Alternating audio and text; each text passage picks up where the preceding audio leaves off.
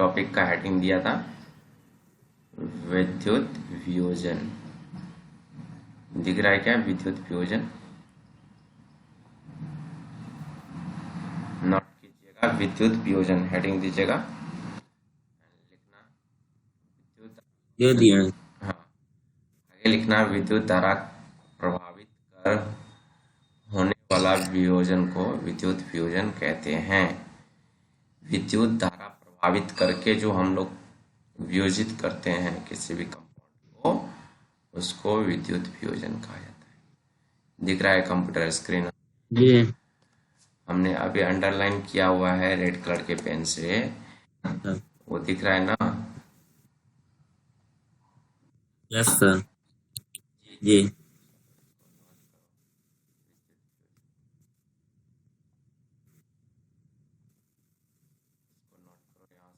हो गया सर। देखो इसका उदाहरण समझते हैं। उदाहरण क्या है? यहाँ पे ये क्या दिख रहा है आपको? ये क्या है? 2H2O। H2O में क्या हुआ? ये लिक्विड फॉर्म में था। किस फॉर्म में था? यहाँ देखो लिक्विड एल लिखा हुआ है ना, ये लिक्विड फॉर्म में है। उसमें क्या किया गया? यस विद्युत, सर। उसमें क्या किया गया? विद्युत धारा डाला गया, इलेक्ट्रिसिटी। जैसे ही इलेक्ट्रिसिटी दिया गया वो बन गया हाइड्रोजन, उसमें अलग हो गया, एंड ऑक्सीजन अलग हो गया। तो इस प्रकार की जो वियोजन होता है उसे विद्युत या वैद्युत वियोजन कहते हैं। ठीक है, तो इसका उदाहरण नोट डाउन कीजिएगा। जी इसका ये उदाहरण जो है ये नोट डाउन कीजिए, ये उदाहरण नोट डाउन कीजिए जल्दी।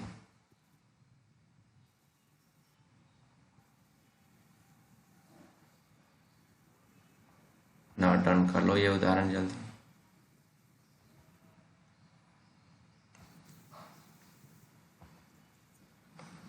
नोट हो गया? हो गया सर। ठीक, जी सर। ठीक है। यहाँ पे देखो ये जो समझाया गया है, एक एग्जाम्पल लेकर के, ये क्या है? यहाँ पे देखना, जी पानी है, ठीक है, इसमें एक पानी है, ये लिखा है ना, जी लिखा है ना पानी। उस यस सर। पानी में क्या किया गया? ग्रेफाइट के दो रॉड डाला गया है। ये देखो ग्रेफाइट की एक रॉड ये हो गया और एक रॉड ये हो गया, दो रॉड डाला गया है ग्रेफाइट का। ठीक है, इस दो ग्रेफाइट के रॉड को क्या कर दिया? बैटरी, जी इसको बैटरी से जोड़ दिया। किस चीज से जोड़ दिया है? 6 वोल्ट की बैटरी से। और यहाँ पे, बैटरी। हाँ, और यहाँ पे लगा दिया है स्विच। ये देखो स्विच लगा दिया। फिर हाँ, उसके बाद ये देखो पहला पॉइंट ये रहा एनोड, ये है आपका कैथोड। एनोड और कैथोड क्या होता है पता है? यस। ठीक है, तो जैसे ही स्विच को ऑन किया गया, ये जो है ऑन कंडीशन में है स्विच, ये स्विच जो है ऑन कंडीशन में, ऑन। हाँ चल रहा है। तो जैसे ही स्विच को ऑन किया गया तो इसमें देखो कुछ चेंजिंग दिखने को मिल रहा है, कुछ चेंजिंग दिखने को मिल रहा है यहाँ पे प्रखनली में।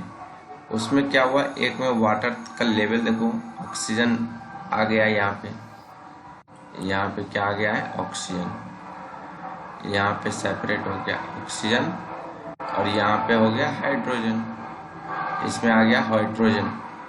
और ये प्लास्टिक का मग है, ये क्या है? प्लास्टिक का मग।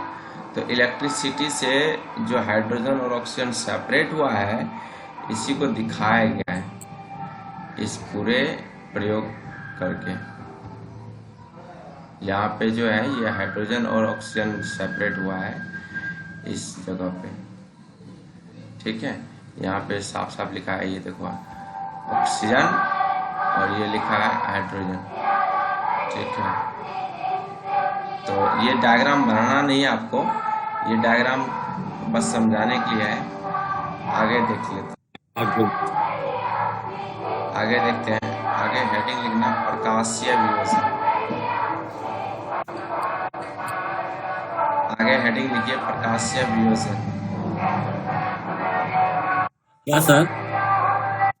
अब उसके बाद लिखिएगा सूर्य के प्रकाश की उपस्थिति में होने वाले वियोजन को प्रकाशीय वियोजन कहते हैं। और उसके बाद ये दोनों एग्जाम्पल लिखिए। ठीक। Yes sir.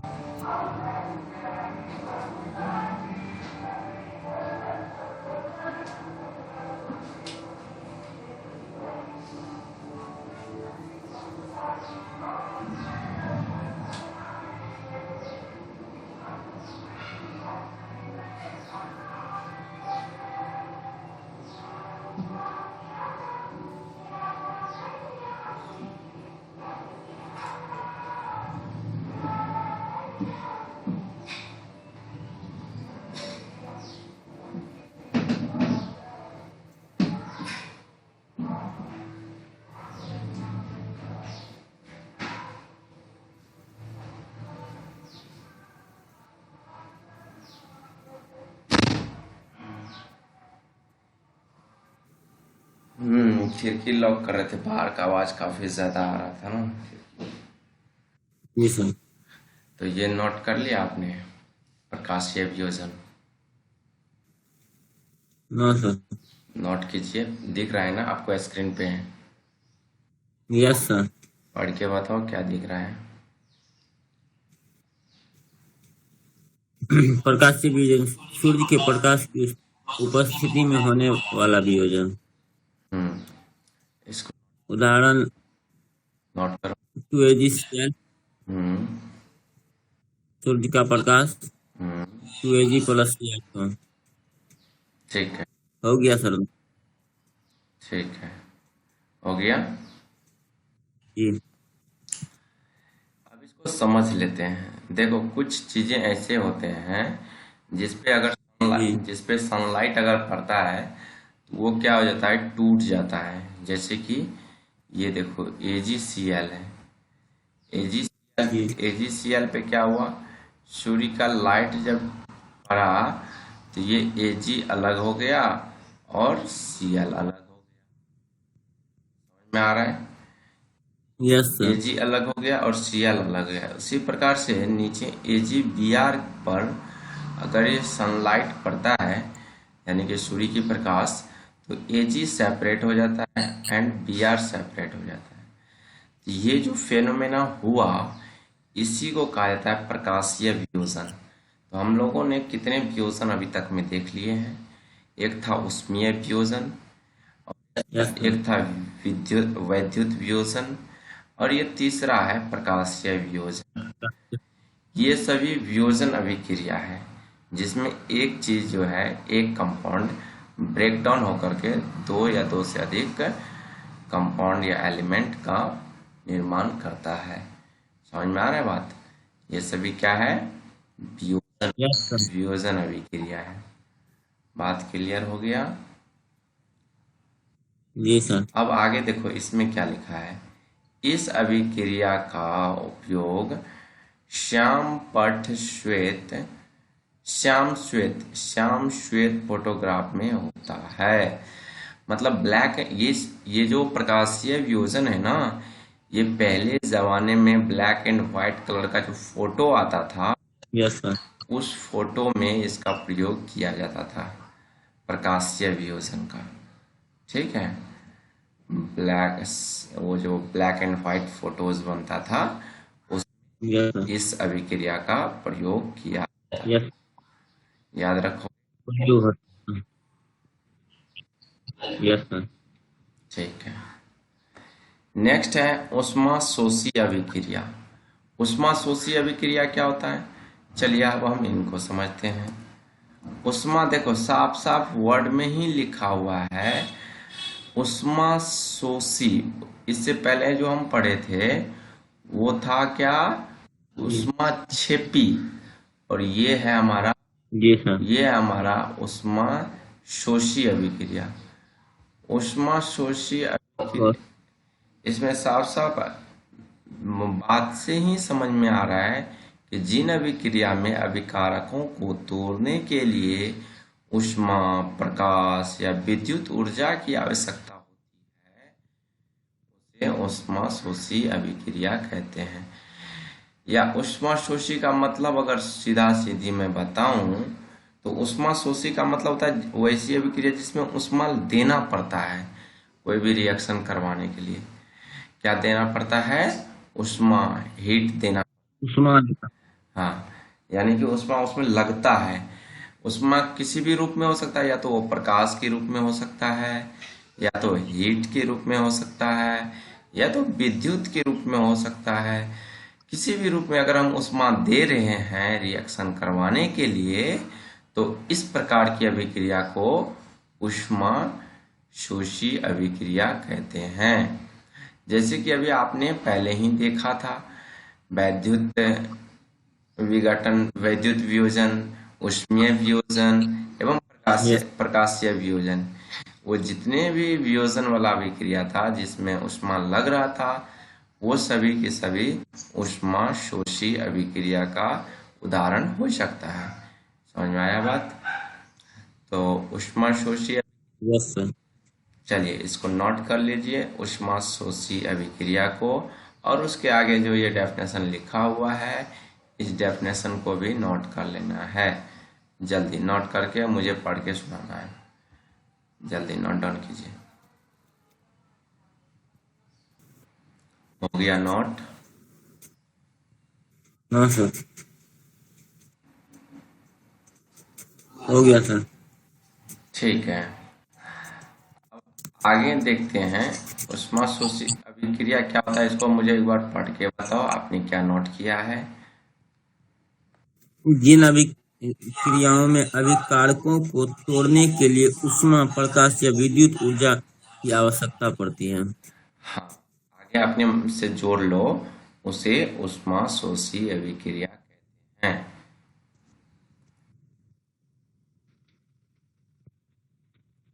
और इसका एग्जाम्पल में ऊपर में जितने भी एग्जाम्पल हमने लिखा था, ठीक है, वियोजन का, वो सभी लिख लो।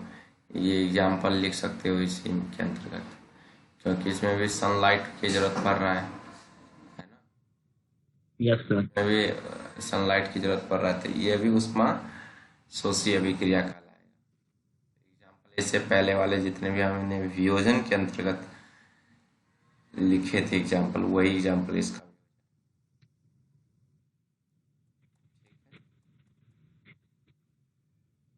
यस। नेक्स्ट, थर्ड नंबर का पॉइंट है विस्थापन अभिक्रिया।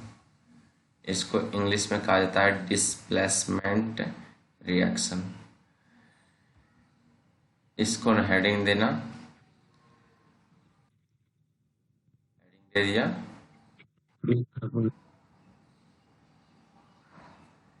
हेडिंग दे दिया। Yes sir. देखो अब इस अभिक्रिया में, यस सर। हाँ, इस अभिक्रिया में क्या होता है ध्यान से समझना। इन अभिक्रियाओं में अधिक क्रियाशील तत्व को कम क्रियाशील तत्व को क्या कर देता है, उनके यौगिक से विस्थापित कर देता है। क्या कर देता है बच्चे? यौगिक से विस्थापित कर देता है। उसके यौगिक से भी। हाँ, जैसे कि एक एग्जांपल समझते हैं। इधर देखो, ये Fe है और ये CuSO4 है। इसमें Cu जो है ये कम रिएक्टिव है, ये ज़्यादा रिएक्शन नहीं करता है। क्या करता है? ज्यादा रिएक्शन नहीं करता है। हाँ, इससे ज़्यादा रिएक्शन कौन करता है? तो Fe इससे ज़्यादा करता है। तो Fe क्या करेगा, आकर के इसके जगह पे फिट हो जाएगा, इस Cu की जगह पे। समझ रहे हो? Yes sir. इस Cu की जगह पे Cu को हटा करके और Fe वहाँ पे आ जाएगा।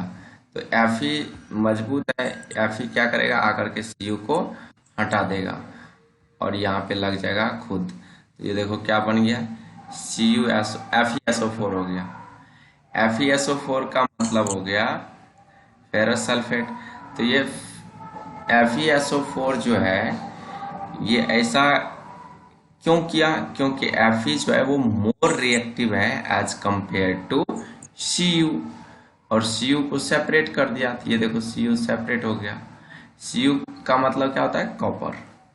पहचानते हो ना? कॉपर। Yes sir. Cu का मतलब कॉपर। तो कॉपर कम रिएक्टिव होता है, आयरन ज्यादा रिएक्टिव होता है। Fe का मतलब होता है आयरन।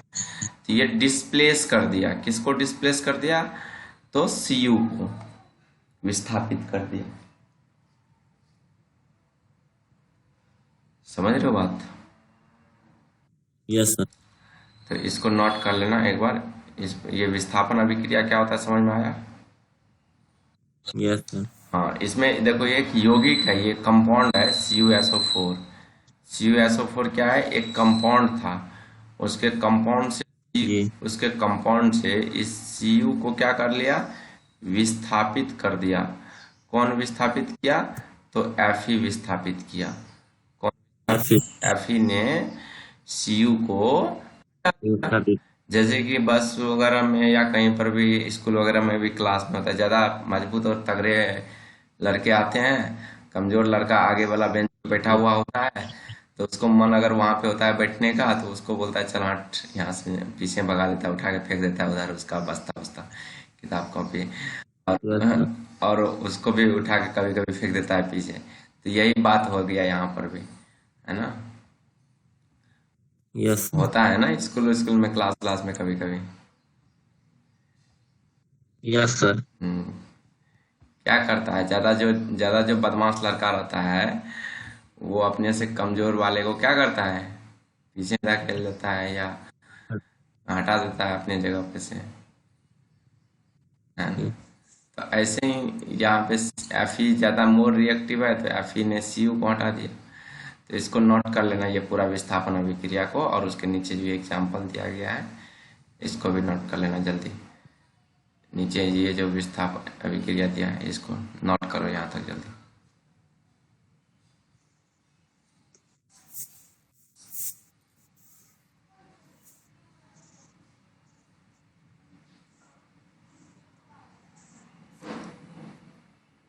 आज आपका कैमरा ऑन हो गया क्या? मोबाइल का कैमरा आज दिख रहा था। दूसरा अच्छा अच्छा, दूसरा फोन ले लिया। ना सर, मतलब दूसरा आदमी का है। और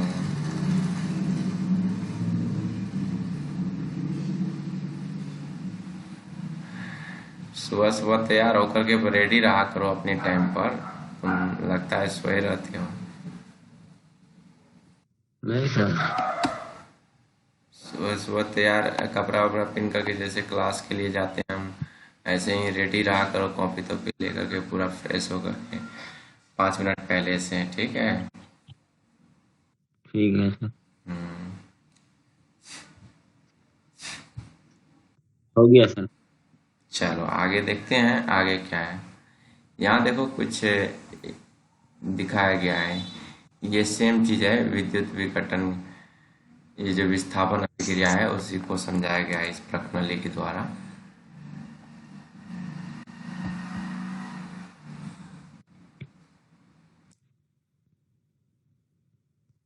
समझते हैं, ठीक है? देखो जी ये सर। एक प्रणाली है, उसमें क्या किया गया, धागे से 2 कील को बांध करके एक कॉपर सल्फेट के विलयन में डाल दिया गया। किसके सॉल्यूशन में? कॉपर सल्फेट के, कॉपर सॉल्यूशन। कॉपर सल्फेट के विलयन में डाल दिया गया। लोहे के कील को किसको डाल दिया गया है? लोहे की कील को। हम्म तो अब होगा क्या? देखो यहाँ पे साफ साफ लिख रहा है नीचे, लोहे के कील पर भूरे रंग की कॉपर की परत जम गई। कुछ देर के बाद जब निकाला गया उसको, तो ये जो लोहे का कील था उसमें क्या हुआ था, भूरे रंग का क्या जम गया था? कॉपर की परत और कीपर। कॉपर की परत जम गया था। CuSO4 के नीले विलयन का रंग हरा FeSO4 के निर्माण के कारण हो गया। और इसमें जो पहले नीला CuSO4 था, इसमें जी पहले नीला CuSO4 था इस प्रणाली में, वह बन गया किस रंग का? तो हरा रंग का। कैसा बन गया बच्चे? हरा रंग। हरा रंग का। वो क्यों बन गया? तो FeSO4 के कारण। FeSO4 जो निर्माण कर लिया ना, वो किल आयरन था। आयरन जो है वो मिल गया किसके साथ? तो सल्फेट के साथ। तो FeSO4 के निर्माण के कारण उसका रंग हो गया विलयन का हरा, और वो किल जो था उसका रंग कैसा हो गया? भूरा। हाँ। समझ में आया क्यों हुआ ऐसा कांड? Yes sir. हाँ, तो ये पूरा प्रणाली पर यहाँ पे क्या समझाया गया था, पूरा अच्छे से समझ में आ गया। Yes sir. अब आगे एग्जाम्पल दिया गया है, यहाँ देखो, ये भी है डिस्प्लेसमेंट रिएक्शन का। इसमें भी देखो, ये जैडन जो है ना, ये जैडन क्या कर रहा है? किसको डिस्प्लेस कर रहा है? तो Cu को। सी- ये Cu को आकर के हटा रहा है ना? Yes sir. इसको भी डिस्प्लेसमेंट रिएक्शन कहते हैं। ठीक है। इसमें जो जिंक है जैडन, वो अधिक क्रियाशील तत्व है। जैडन जो है वो क्या है? अधिक क्रियाशील तत्व है। हाँ, अधिक क्रियाशील का मतलब मोर रिएक्टिव। अधिक क्रियाशील का मतलब और रिएक्टिव। हाँ, वो ज्यादा रिएक्शन करता है किसी भी एलिमेंट के साथ। इसलिए यस। तो इसको भी नोट कर लेना, जैडन प्लस। ये रिएक्शन नोट करना, बाकी ये सब कुछ नहीं नोट करने की जरूरत है, सिर्फ रिएक्शन नोट करना।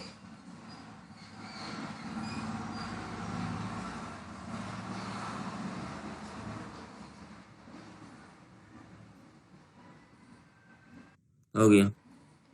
ठीक है।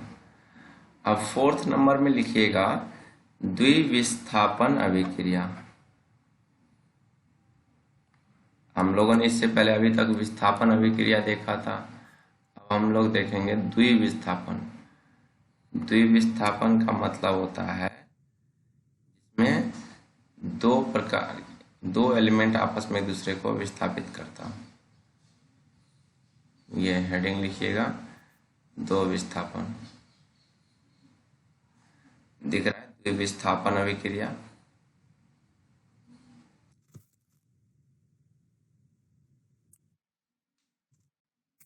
लिख लिया?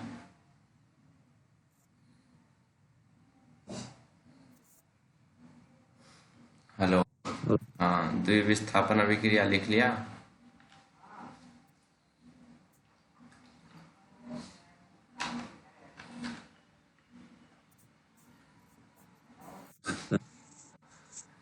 द्विविस्थापन अभिक्रिया लिख लिया? अच्छा। आगे देखो ये क्या लिखा हुआ है, इस अभिक्रिया में। Yes sir. हाँ, इस अभिक्रिया में उत्पादों का निर्माण दो यौगिक के बीच आयनों के आदान प्रदान से होता है। किसके आदान प्रदान से होता है? दो यौगिक के। दो यौगिक में जो आयन्स होते हैं ना, उसी के आदान प्रदान से होता है। ठीक है, तो इसको नोट करिएगा। इस अभिक्रिया में उत्पादों का निर्माण दो यौगिकों के बीच आयनों के आदान से होता है। आयन्स का मतलब होता है चार्ज। आयन्स का मतलब होता है नेगेटिव या पॉजिटिव चार्ज वाले एलिमेंट जितने भी होते हैं, उसको आयन्स कहा जाता है बच्चे। क्या कहा जाता है? आयन्स। आयन। हाँ, तो अब ये रिएक्शन को पहले समझ लो, फिर नोट कर लेना। देखो यहाँ पे क्या है, सोडियम सल्फेट है, यस सर। Na2SO2। ये क्या है? सोडियम सल्फेट है, एक्वस फॉर्म में। ठीक है। ये जी। रिएक्शन कर रहा है BaCl2 से। ये भी एक्वस फॉर्म में है। Yes sir. BaCl2 से ये रिएक्शन कर रहा है, तो जैसे ही ये BaCl2 से रिएक्शन करेगा तो ये क्या बन गया, BaSO4 बन गया, ये बन गया BaSO4। तो बेरियम सल्फेट, BaSO4 कैसे बन गया, ये Na2 जो है ये रिएक्शन कर लिया किसके साथ, तो Cl के साथ, ठीक है। Yes sir. और ये Ba जो है ये चला गया SO4 के साथ, Ba किसके साथ चला गया, SO4 के साथ। तो ये देखो दो प्रकार, यहाँ पे दो प्रकार की चेंजिंग हुआ है, मतलब Ba की जगह पे आ गया Na2 और Na2 की जगह पे चला गया कौन, Ba, बेरियम, ठीक है ना। तो ये इसी प्रकार से यहाँ पे द्विविस्थापन इसलिए कहा गया इसमें, क्योंकि इसमें दो एलिमेंट का क्या हो रहा है, आपस में इंटरचेंजिंग हो रहा है, मतलब परिवर्तित हो रहा है। कौन कौन, तो Na भी आ रहा है और Ba भी आ रहा है वहां पे। तो इस प्रकार की जहां पर भी अभिक्रिया होती है उसको द्विविस्थापन अभिक्रिया कहते हैं। बात समझ में आया कुछ। Yes sir. यहाँ Na2 है तो Na2SO2 है सर। हाँ, Na2SO2। अब तो यहाँ BaSO4 कैसे हुआ? हाँ, बात सही पकड़ा आपने। यहाँ पे बाय डिफॉल्ट गलती से लिखा है SO2, यहाँ पे SO4 कर लेना, ठीक है। जहाँ पे SO2 यस। जहाँ पे SO2 लिखा है ना, यहाँ पे क्या कर लेना, SO4 कर लेना, यस सर। ठीक है। अब समझ में आया, क्लियर। यस। Yes sir. अब ये बैलेंस कंडीशन में है, तो इसमें दो एलिमेंट का आपस में क्या हुआ है, इंटरचेंज हुआ है। दो, आराम। हाँ, दो एलिमेंट का क्या हुआ आपस में, इंटरचेंजिंग। किसका किसका, Na का Ba का। हाँ, Na2 का और Ba का। तो ये इसमें दो का आपस में विस्थापन हुआ है, तो इसलिए इसका नाम पड़ गया क्या, द्विविस्थापन। समझ रहे हो। Yes sir. इससे पहले वाले जो अभिक्रिया हम पढ़े थे उसमें क्या था, सिर्फ विस्थापन अभिक्रिया था, वो उसमें सिर्फ एक होता था। अपने से ज्यादा मोर रिएक्टिव वाले जो थे वो लेस रिएक्टिव को हटा देते थे। तो इसको नोट कर लीजिए फटाफट, जल्दी इसको नोट कर लीजिए। द्विविस्थापन की अभिक्रिया जो है इसको पूरा अच्छे से डेफिनेशन पहले नोट कीजिए और उसके नीचे ये उदाहरण दिया गया है, इस उदाहरण को नोट कीजिए।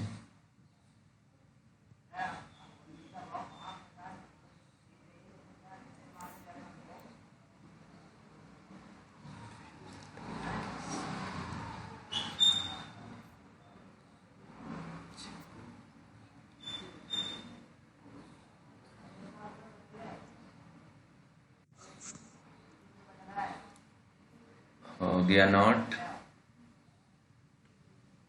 Yes sir. ठीक है,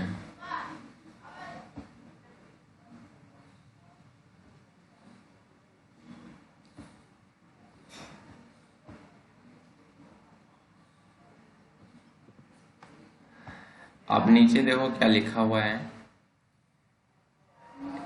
नीचे लिखा हुआ है बेरियम सल्फेट, बेरियम सल्फेट का मतलब BaSO4 के सफेद विलयन अवक्षेप का निर्माण होता है। यस। इसलिए इस अभिक्रिया को अवक्षेपण अभिक्रिया भी कहते हैं। इसमें ये जो आपका रिएक्शन है BaSO4 वाला, इसको अवक्षेपण अभिक्रिया क्यों कहा जाता है, कोई पूछेगा तो आप बता देना कि क्योंकि इसमें BaSO4 जो है वह सफेद विलयन अवक्षेप का निर्माण होता है। किस चीज का निर्माण होता है, सफेद विलयन अवक्षेप का निर्माण होता है। सफेद विलयन अवक्षेप का निर्माण होने के कारण इसको कौन सी अभिक्रिया कहते हैं, तो अवक्षेपण। हाँ, इसे अवक्षेपण अभिक्रिया भी कहते हैं। इसको नोट कर लेना फटाफट, इसको फर्स्ट पॉइंट दे करके नोट कर लें, एक एरो मार्क करके इसको नोट कर लें, इसको नोट कर लें। बेरियम सल्फेट BaSO4 के सफेद विलेय अवक्षेप का निर्माण होता है, इसलिए इस अभिक्रिया को अवक्षेप अभिक्रिया कहते हैं।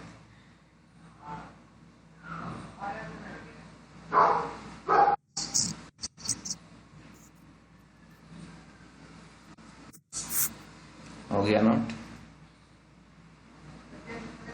यस। पढ़ के बताओ क्या नोट किया हो।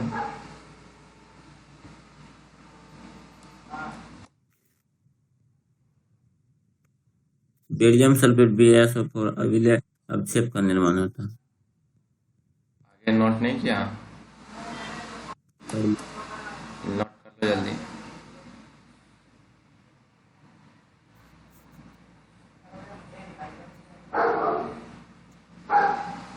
अगर हो जाए तो उसके बाद उपचयन एवं अपचयन हेडिंग देना।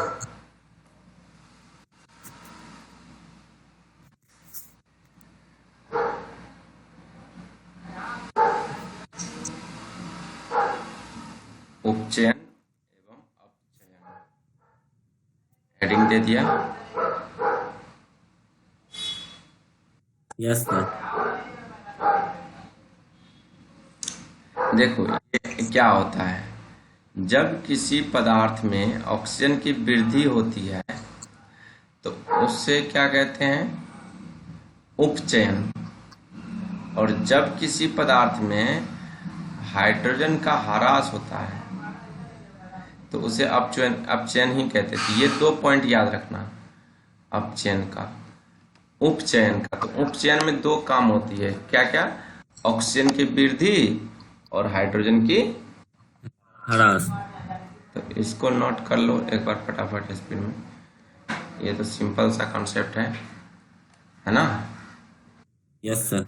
इसको नोट कर लो और उसके नीचे जो ये एग्जाम्पल दिया गया है, ये एग्जाम्पल भी नोट कर लेना। इसमें सभी में देखो ऑक्सीजन क्या हो रहा है, ऐड हो रहा है, ऑक्सीजन बढ़ रहा है।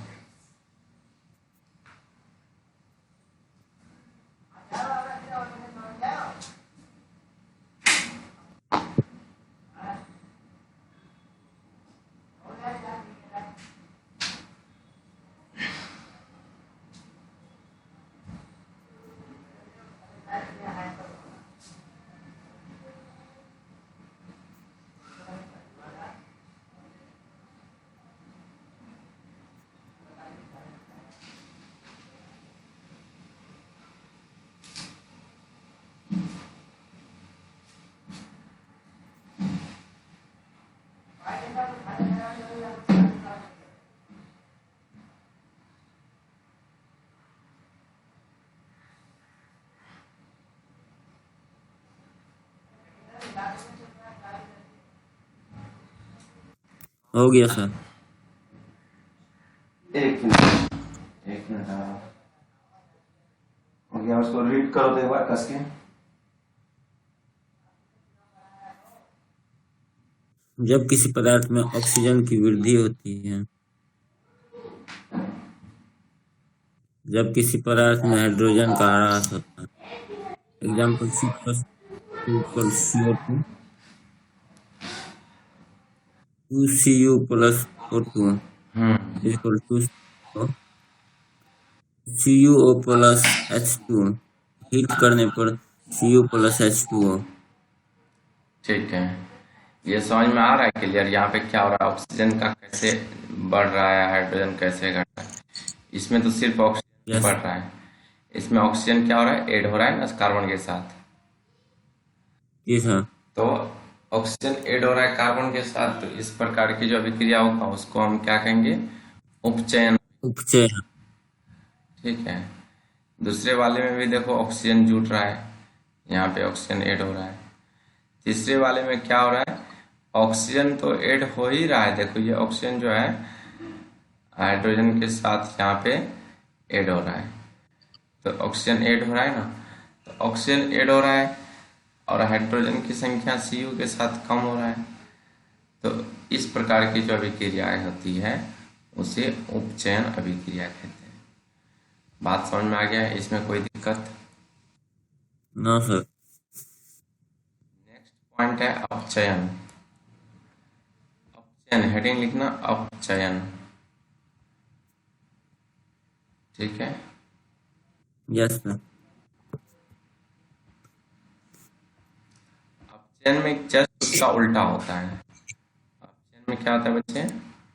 जस्ट उसका उल्टा। हाँ, ऑक्सीजन का ह्रास होता है एंड हाइड्रोजन का वृद्धि होता है। ठीक है।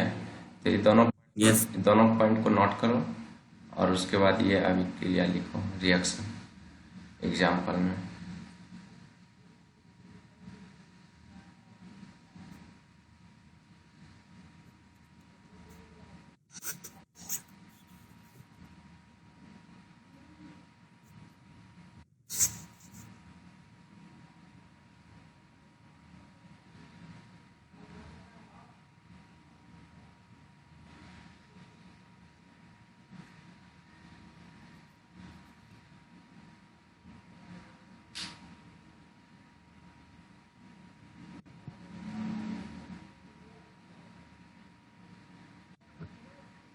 हो गया? Yes sir. क्या लिखे हो पढ़ के बताओ अपचयन का। जब किसी पदार्थ में O2 का ह्रास होता है, हम्म। जब किसी पदार्थ में हाइड्रोजन की वृद्धि होती है। हाँ, तो उसे क्या कहते हैं? अपचयन अभिक्रिया। अपचयन। ये अपचयन का ही दोनों डेफिनेशन जो है, ये दोनों पॉइंट अपचयन के डेफिनेशन में ही आएगा। ठीक है। Yes sir. उसके बाद ये देखो, यहाँ पे Cu के साथ कौन है? ऑक्सीजन। Yes sir. ऑक्सीजन यहाँ से हट रहा है, निकल रहा है, मतलब ऑक्सीजन का क्या हो रहा है? ह्रास हो रहा है। ह्रास हो रहा है। तो ऑक्सीजन का ह्रास हो रहा है ये हो गया अपचयन अभिक्रिया। Yes sir. और ये O2 के साथ जो है ऑक्सीजन जुट रहा है, तो ये हो गया अपचयन अभिक्रिया। ठीक है।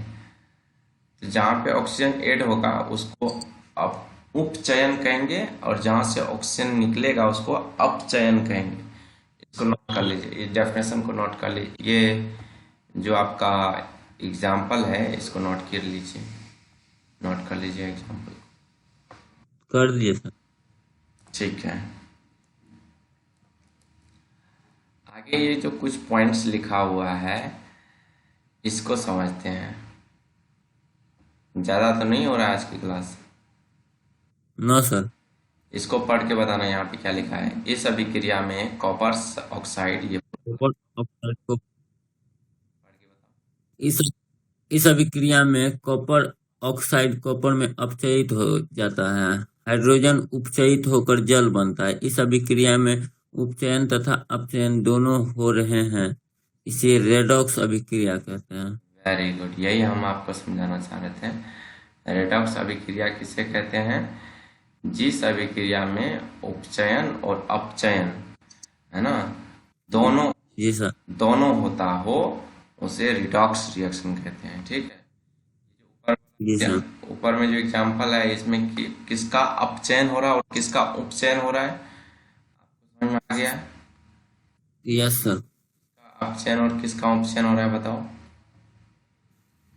हाइड्रोजन का उपचयन हो रहा है। ऑक्सीजन का अपचयन। ऑक्सीजन का नहीं, Cu का।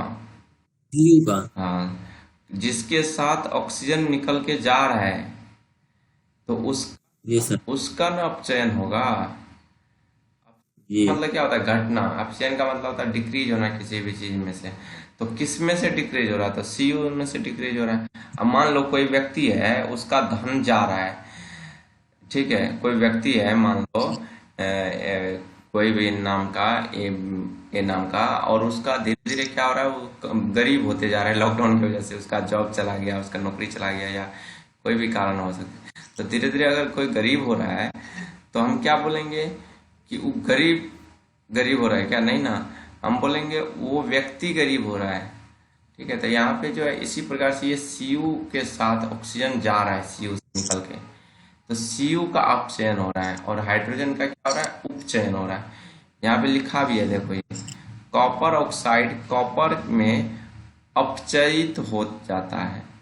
कॉपर, यहाँ पे कॉपर ऑक्साइड था, यस सर। ये किस में अपचयित हो गया था? कॉपर में, सिर्फ इसमें। ऊपर में। ऐसे इसी प्रकार से हाइड्रोजन जो है वो उपचयित होकर के क्या बना लिया? जल। जल बना लिया। यहाँ पे दोनों अभिक्रिया हो गया। तो इस अभिक्रिया को जिस ऐसे लिखो, अपने तरीके से बना करके लिखो, जिस अभिक्रिया में उपचयन एवं अपचयन दोनों होते हो उसे रेडॉक्स रिएक्शन कहते हैं, या रेडॉक्स अभिक्रिया कहते हैं। अपने तरीका से बना के लिखो। क्या लिखोगे? इस अभिक्रिया में उपचयन एवं अपचयन दोनों अभिक्रिया होते हैं, उसे रेडॉक्स कहते हैं। हाँ, ऐसे लिखना कि जिस अभिक्रिया में, इसके जगह पे आप जिस कर दो, जिस अभिक्रिया में, यहाँ पे कर दो आप जिस। यस। जिस अपने तरीके से बना के लिखो ना, ये तो बुक का लिखा हुआ चीजें हैं, तो अकॉर्डिंग टू बुक लिखा है ना।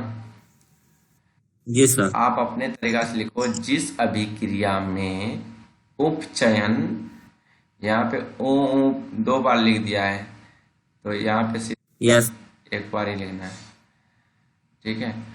उपचयन तथा अपचयन, यहाँ पे अपचयन करना है, यहाँ पे उप की जगह पे प लगा देना, ठीक है। अपचयन, अब यहाँ पे दो डिफॉल्ट था, इसको सही कर लो। अपने तरीका से लिखो जल्दी डेफिनेशन।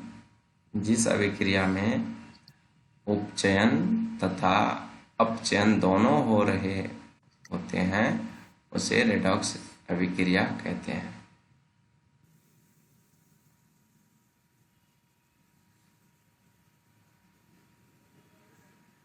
हो गया नोट? Yes sir. क्या नोट क्यों बोलो? जिस अभिक्रिया में उपचयन तथा अपचयन दोनों हो रहे होते हैं उसे रेडॉक्स अभिक्रिया कहते हैं। Very good. चलो अब हम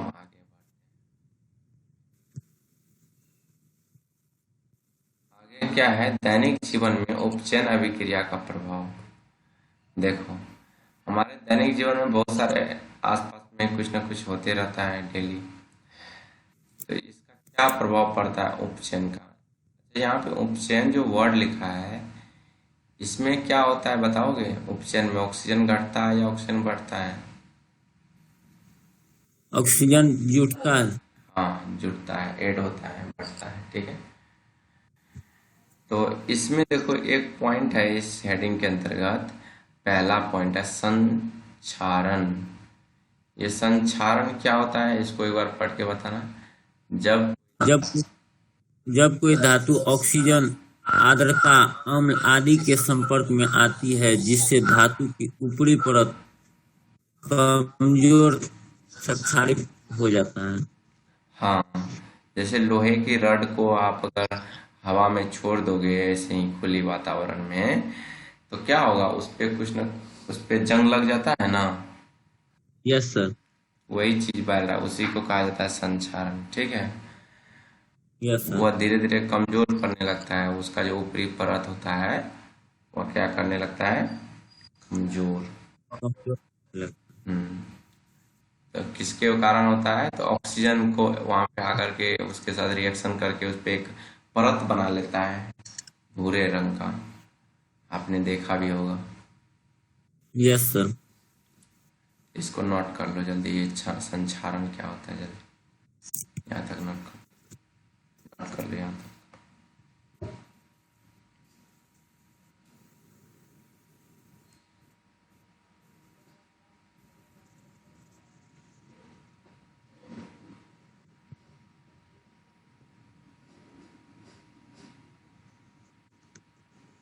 हो गया नोट? No sir.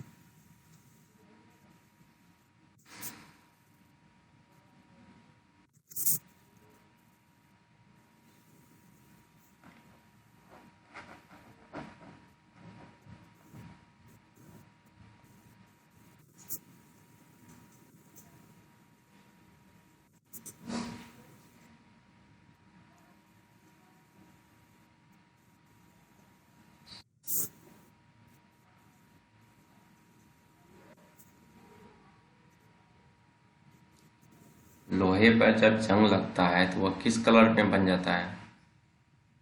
भूरा कलर। और चांदी पे जब चांदी के ऊपर जो लगता है तो काला परत। जी हाँ। और वही तांबे के ऊपर लगता है तो वो भी काला हो। नहीं नहीं, तांबे पे अगर संक्षारण होता है तो वो हरी परत बन जाता है। ये सब याद रखना, ठीक है। Yes sir. ऑब्जेक्टिव में पूछे जाते हैं। चांदी पे जो परत बन जाता है संक्षारण का, वह जी।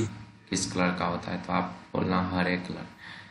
चांदी पे चांदी पे काली, चांदे पे काली जी। कलर, और तांबे पे हरी कलर, और लोहे पे भूरे कलर। ये किसके कारण होता है? संक्षारण के कारण। हो गया सर। नीचे वाला 2 स्टार पॉइंट है, इसको नोट कर लेना। स्टार पॉइंट इसको पढ़ो एक बार, क्या लिखा है ये दोनों को। लो, लोहे की वस्तुओं पर जंग लगना। पूरा पढ़ो। चांद चांदी के ऊपर काली परत व तांबे की ऊपर हरी परत चढ़ना संक्षारण के उदाहरण हैं। नीचे यशद लेपन, विद्युत लेपन और पेंट करके संक्षारण से धातुओं को बचाया जा सकता है। ये दोनों पॉइंट नोट कर लो। समझ में आया ये दोनों पॉइंट में क्या लिखा है बातें? यशद लेपन नहीं समझे सर। यशत लेपन का मतलब होता है, हम लोग क्या करते हैं, कोई मटेरियल पे कुछ लेप लगा देते हैं। एक पदार्थ है ये यशत, ठीक है। आप यस। अपने बचपन में सुना होगा कि कभी कभी जो लोहे के रोड्स वगैरह होते हैं, या सिंपल एग्जांपल बताता हूँ, लाठी में तेल लगाना, समझे? वो लाठी में तेल लगाते हैं गेबार भैंसवार, तो उस पे जी सर। एक प्रकार के तेल लगा देते हैं, इसलिए क्योंकि उस पे जो है ना वो सुरक्षित रहे, मजबूत रहे, इसलिए, ठीक। जी सर। वो और ज़्यादा हार्ड हो जाता है। यसद लेपन ही ऐसा ही एक रासायनिक है जो कि हम लोहे वगैरह पे ऐसे ही लेप लगाते हैं, ठीक है। और मेरे केमिकल से, ठीक है। जी सर। इसको नोट कर लो। समझ में आया? Yes sir. नोट कर लो।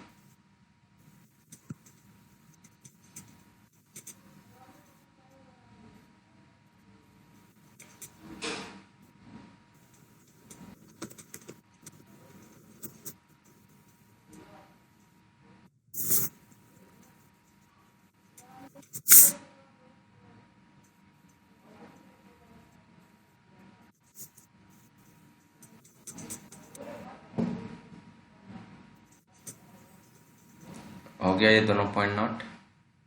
No sir.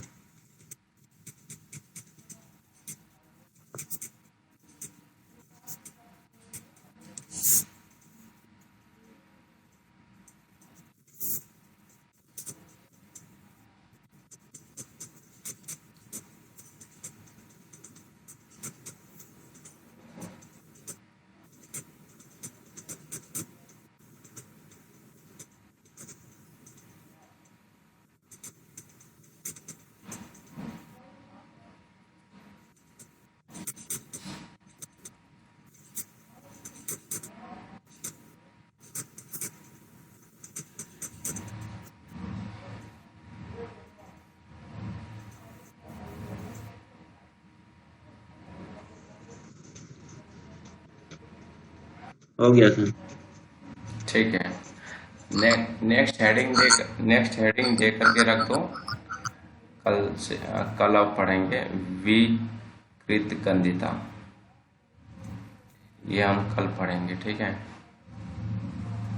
विपरीत गंध। हाँ, इसको कल जानेंगे। और आज जो भी पढ़ाया मैंने उसका फोटो खींच करके मुझे व्हाट्सएप करो, और इसको रिवाइज कर लेना अच्छे से, सारे पॉइंट्स याद होनी चाहिए, ठीक है। जी सर। आज की होमवर्क यही है आपका, रिवीजन करना अच्छे से। चलो आज की क्लास हम समाप्त करते हैं यहीं पे। ठीक है।